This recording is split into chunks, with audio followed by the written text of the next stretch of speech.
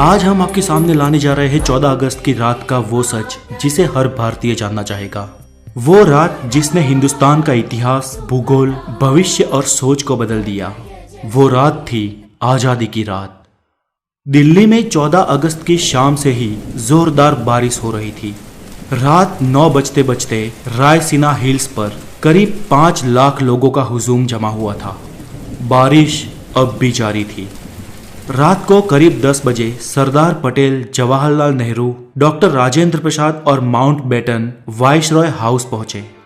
14 अगस्त 1947 की रात 12 बजने में कुछ ही मिनट बाकी थे। तब पंडित जवाहरलाल नेहरू ने 2 लाइनें कहकर अपना प्रवचन शुरू किया। At the stroke of the midnight hours when the world sleeps, India will be awake to life and freedom. चंद ही मिनटों में 12 बजे और 15 अगस्त का ये दिन भारत के लिए खुशियां लेकर आया।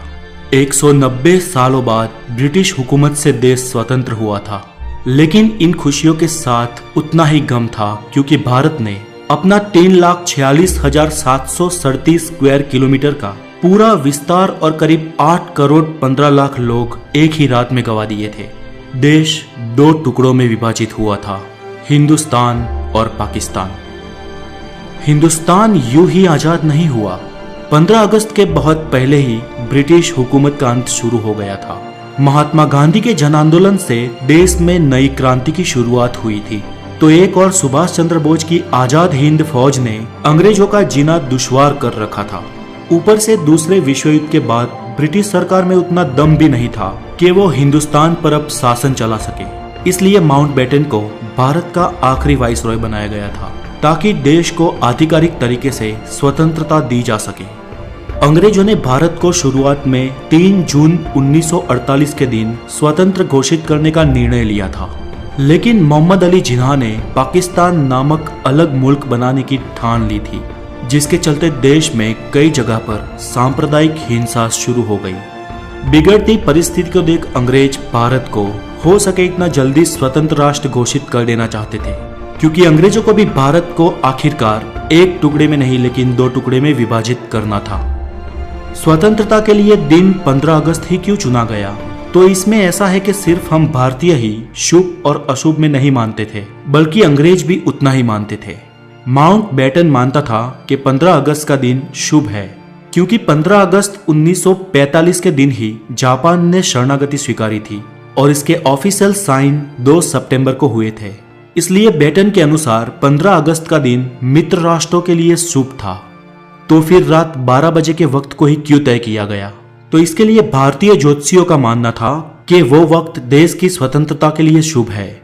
तय किया गया था कि पंडित नेहरू को अपनी स्पीच रात 12 बजे से पहले ही समाप्त कर देनी है और रात 12 बजे शंखनाद के साथ भारतीय लोकतंत्र की शुरुआत होगी।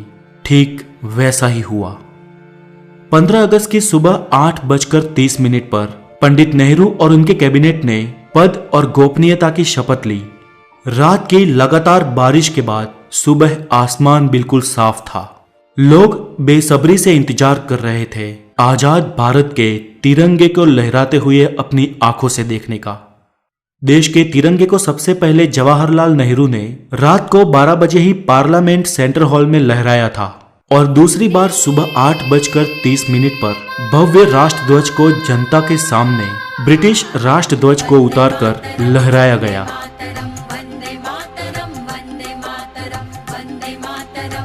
देशवासियों की आंखों में खुशी के आंसू थे।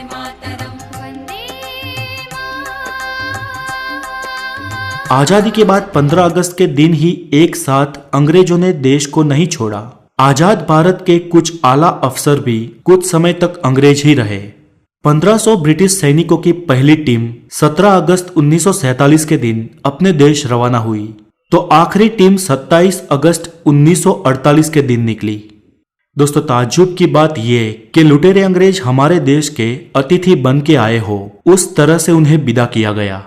उनकी आखिरी फौज ने जब मुंबई के बंदरगाह से विदाई ली, तब जॉर्ज पंचम को विदाई देने वाला गीत बैंड बाजा के साथ बजाया गया। आजादी से 190 साल पहले भी अमीर चंद और मीर जाफर ने रॉबर्ट क्लाइव का ऐसे ही सम्मान के साथ स्वागत किया था। और फिर क्या हुआ? प्लासी का युद्ध और 190 साल की परतंत्रता।